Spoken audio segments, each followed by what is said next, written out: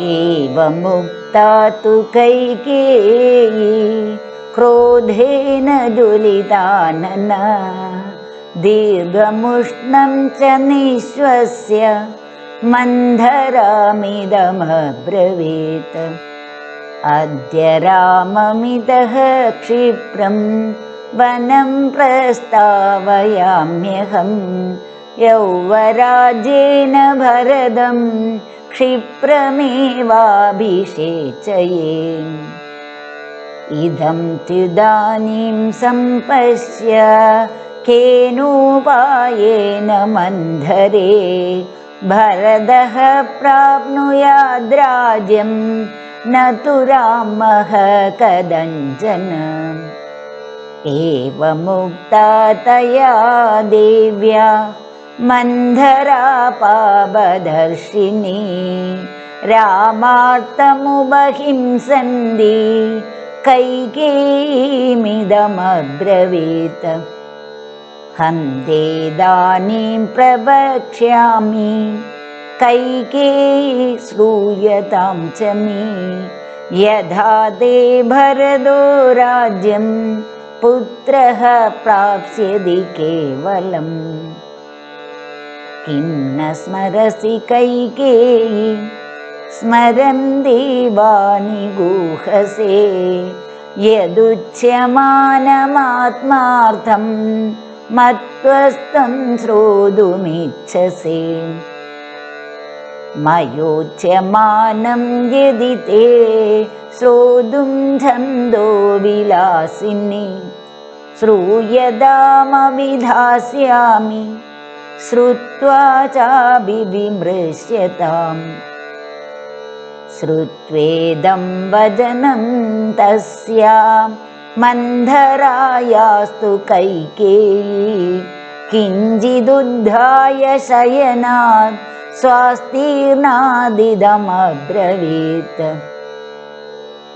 कथय त्वं ममोपायं केनोपायेन मन्धरे भरतः प्राप्नुयाद्राज्यं न तु रामः कदञ्चन। एवमुक्ता तु कैकेय्या मन्धरा पापदर्शिनी रामार्तमुपहिंसन्ति कुब्जा वचनमब्रवीत्। तव दैवासुरे युद्धे सह राजर्षिभिः पदिः अगच्छत्वामुपादाय देवराजस्य साह्यकृत्। दिशमास्ताय कैकेयी दक्षिणां दण्डकान् प्रति वैजयन्तमिति ख्यातं पुरं यत्र तिमिध्वजः। सशम्बर इति ख्यातः शतमायो महासुरः ददौ शक्रस्य सङ्ग्रामं देवसङ्घैरनिर्जितः। तस्मिन् महति सङ्ग्रामे पुरुषान् शतवीक्षतान् रात्रौ प्रसुप्तान् हन्ति स्म तरसा पास्य राक्षसाः। तत्राकरोन्महद्युद्धं राजा दशरथस्तदा असुरैश्च महाबाहुः शस्त्रैश्च शकलीकृतः।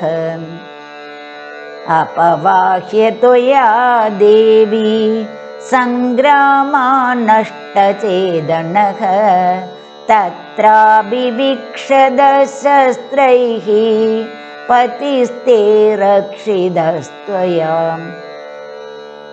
तुष्टेन तेन दत्तौ ते द्वौ वरौ शुभदर्शने सत्त्वयोक्तपतिर्देवी यदेच्छेयं तदा वरौ गृह्णीयामिति तत्तेन तदेत्युक्तं महात्मना।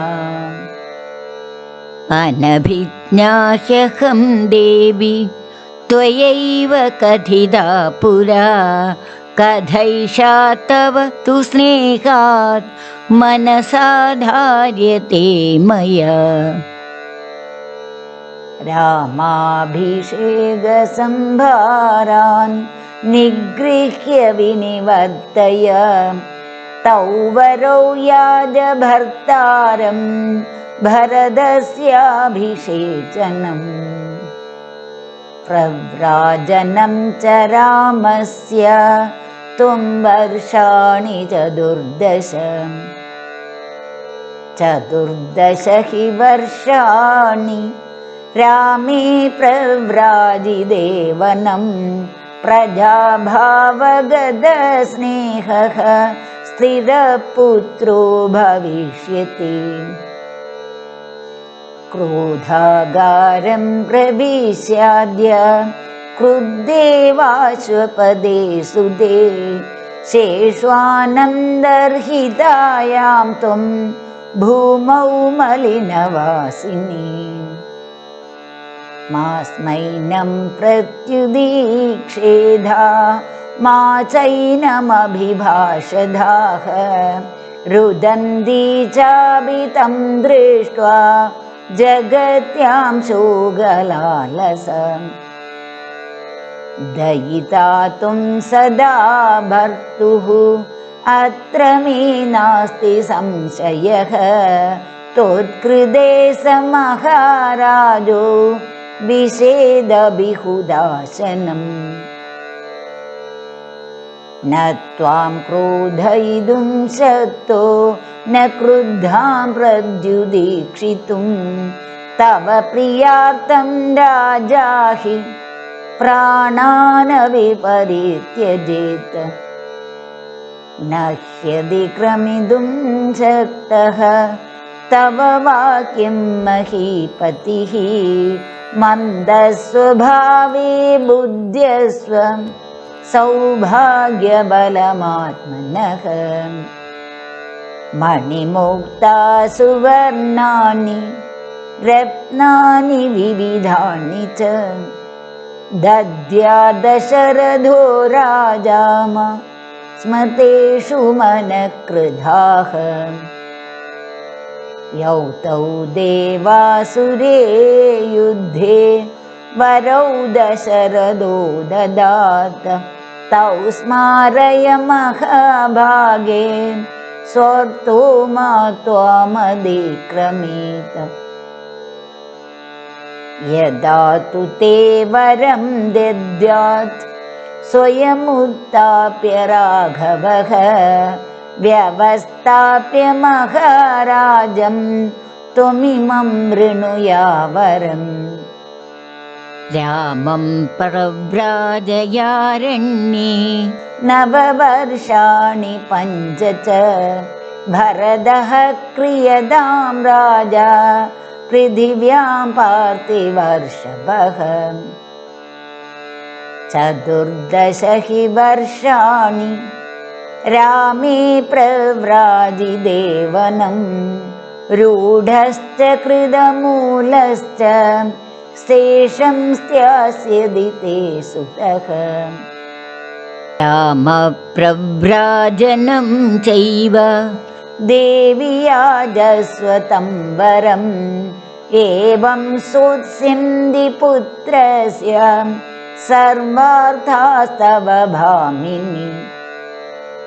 एवं प्रव्राजितश्चैव रामो भविष्यति, भरतश्च हदामित्रः तव राजा भविष्यति। येन कालेन रामश्च वनात् प्रत्यागमिष्यति, तेन कालेन पुत्रस्ते कृतमूलो भविष्यति।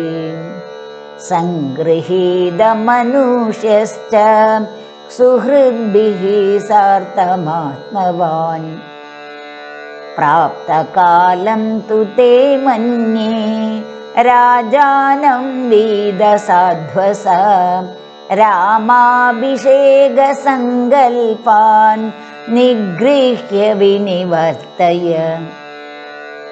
अनर्थमर्थरूपेण ग्राहिता सा तदस्तया हृष्टा प्रदीदा कैकेयी मन्थरामिदमब्रवीत् सा हि वाक्येन कुब्जायाः किशोरीवोत्पदं गदा कैकेयी विस्मयं प्राप्ता परमदर्शनम्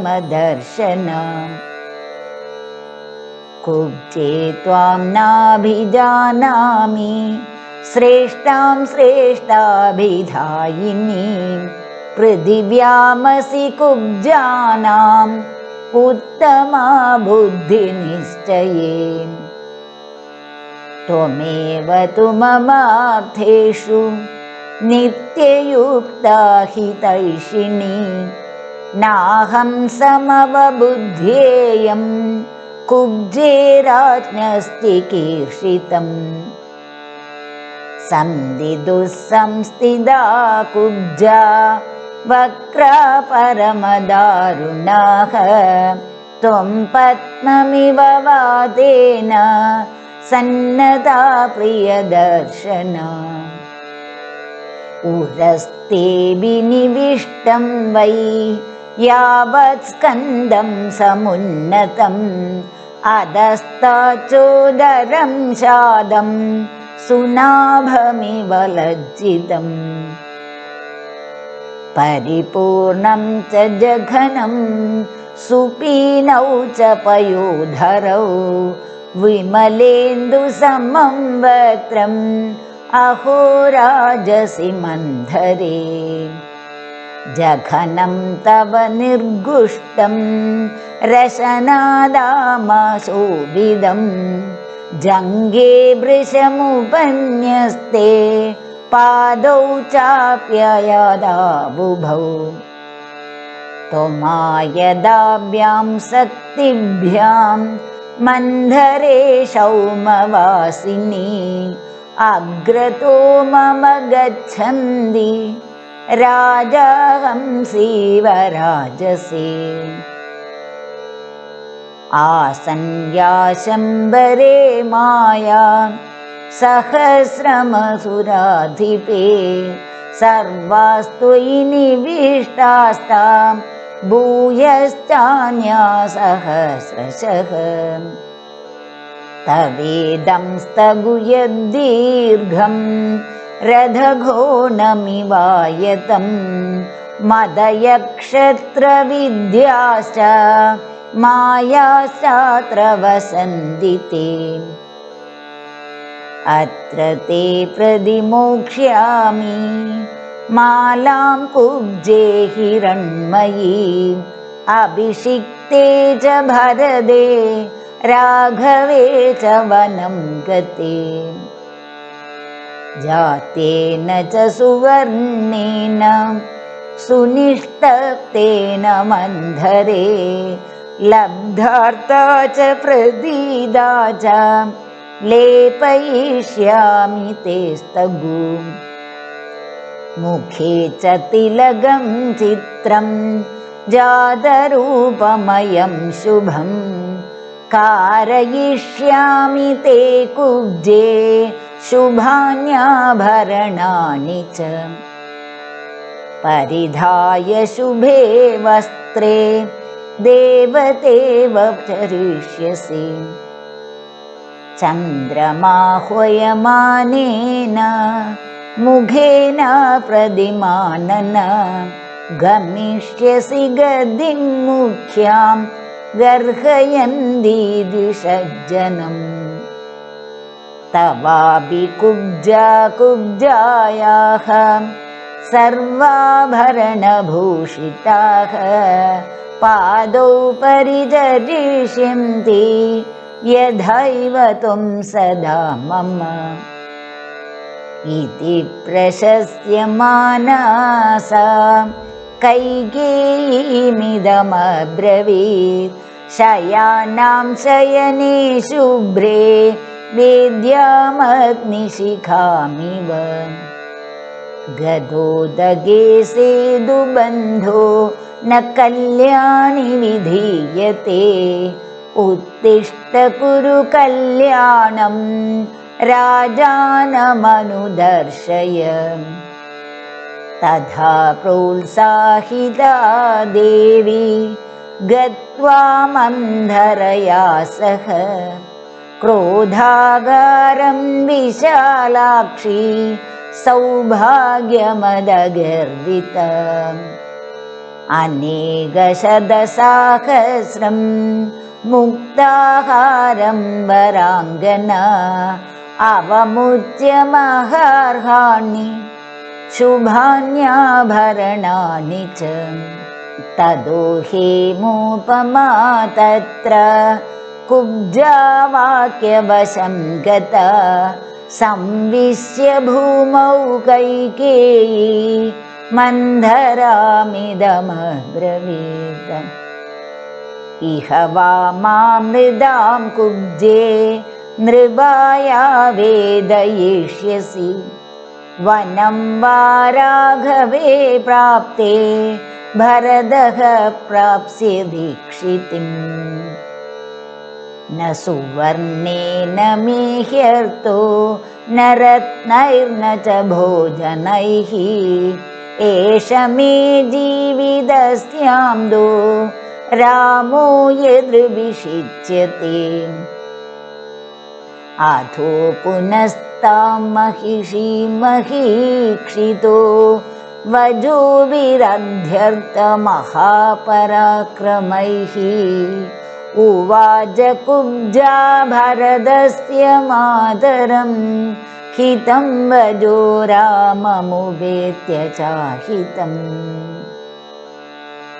प्रपल्स्यते राज्यमिदं हि राघवो यदि ध्रुवं त्वं ससुता तप्स्यसे अदो हि कल्याणि यदस्व तत्तदा यदा सुदस्ते भरतो विशिक्ष्यते तदादिविद्धा महिषी तु कुब्जया समाहदा वागीषुभिर्मुहुर्मुहुः निधाय हस्तौ हृदये दिविस्मिता शशंस कुब्जां कुबिदां पुनः पुनः यमस्य वामां विषयं गदामितो निशाम्य कुब्जे प्रतिवेदयिष्यसि वनं गदे वा सुचिराय राघवे समृद्धकामो भरतो भविष्यति अहं हि नैवास्तरणानि न स्रजः न चन्दनं नाञ्जनपानभोजनं न किञ्चिदिच्छामि न चेह जीवितं न चेदिदो गच्छति राघवो वनम् अधेदुक्त्वा वचनं सुदारुणं निधाय सर्वाभरणानि भामिनी असंवृदामास्तरणेन मेदिनीं तदादिशिष्ये पदि देवकिन्नरी उदीर्णसंरम्भतमो वृत्तानना तदावमुक्तोत्तममाल्यभूषण नरेन्द्रपत्नी विमना बभूव सा तमो वृदाद्यौरिव मग्नतारका।